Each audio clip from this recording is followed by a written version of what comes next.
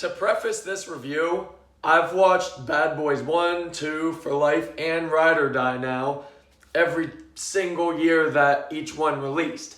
And I have watched all of them repeatedly. And what I can say about every single one is I have always found comedic value and entertainment out of all four of these films. All four of these films can be downright hilarious. Now, Bad Boys 1 and 2 were directed by Michael Bay, and the humor and comedy in those films are about the biggest highlight of those films. Most other things in Bad Boys 1 and 2 are not terrible. It's just that everything else, because they were directed by Michael Bay, everything else was just so poorly filmed and shot and directed. But they're still decent films overall. Now, Bad Boys for Life, the third one, I actually saw it in 2020 and reviewed it on my YouTube. You can see it in my past videos. And if I remember correctly, what I said about Bad Boys for Life is, for wrapping up all the series as a trilogy, For Life was the best one of the three. Now, I had major flaws with the third act in For Life, with it being completely off the rails, super unrealistic. But that was mainly the only gripe I had with Bad Boys for Life back then, if I remember correctly. Now, fast forward 4 years later, after For Life released, we get a fourth one, Bad Boys Ride or Die. And honestly, at this point, this isn't really reviewing the film yet, but it kind of seems like the new directors and studios are trying to milk the Bad Boys franchise out, kind of like what Paramount has always done with the Mission Impossible films. And that's something I want to touch base on too. In Ride or Die, around the halfway point to the end, this film really did make me feel like I was watching a funnier Mission Impossible film, which just doesn't really click with a Bad Boys film. Yes, they're both about detectives and CIA agents and everything. Yes, that's fine. But Bad Boys isn't meant to be like a world-saving film story. It's supposed to be smaller scale, cop buddy, comedy, action sequences. And that's about it. But fortunately in Bad Boys Ride or Die, they absolutely fucking nail the cop buddy comedy scenes. I honestly will gladly say, at the very least, the first 30 minutes of Ride or Die is some of the funniest introductory written comedic lines ever in film history. Not the funniest, but really up there with introducing a film in such funny ways. With that being said, the comedy in this film isn't always just random comedy bits. Most times, the comedy bits come from the fact that the writers and directors understand and acknowledge these characters and who they have been throughout the entire series. And that's what I loved about the comedy in Ride or Die. Yes, a lot of the film's comedy is super over the top, but they do it so well that it's just downright hilarious. Now, there are times throughout the film until the end where after the first act, it feels like sometimes they do kind of try too hard to be always constantly funny, but those are very few and far in between times. Ride or Die's story, as I said, kind of reminded me of a Mission Impossible film where it's, spoilers just so we're clear, it's ex or serving military guy. They were never really clear about that aspect of his character, but in the past he was kidnapped by terrorists of the cartel, tortured, and I guess he flipped to be on their side.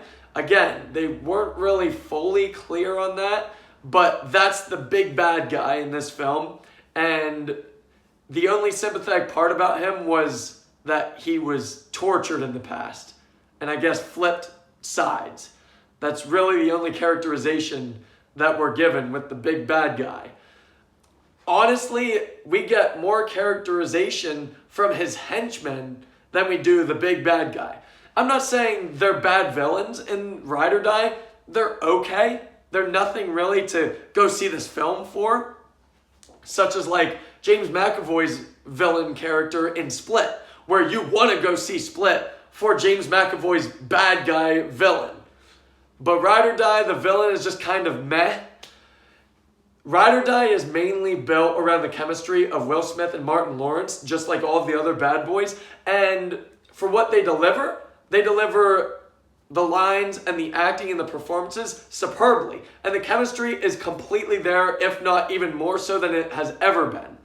My problem is that these are 50-year-old guys still trying to play cop detectives in funny action sequences or in action sequences. And Will Smith does not look his age, I'll give him that. But Martin Lawrence, he definitely is starting to look his age. And I'm not saying he did a bad job. Like I said, the acting and performances, especially from Will Smith and Martin Lawrence, they killed it, just like they do in every other Bad Boys film.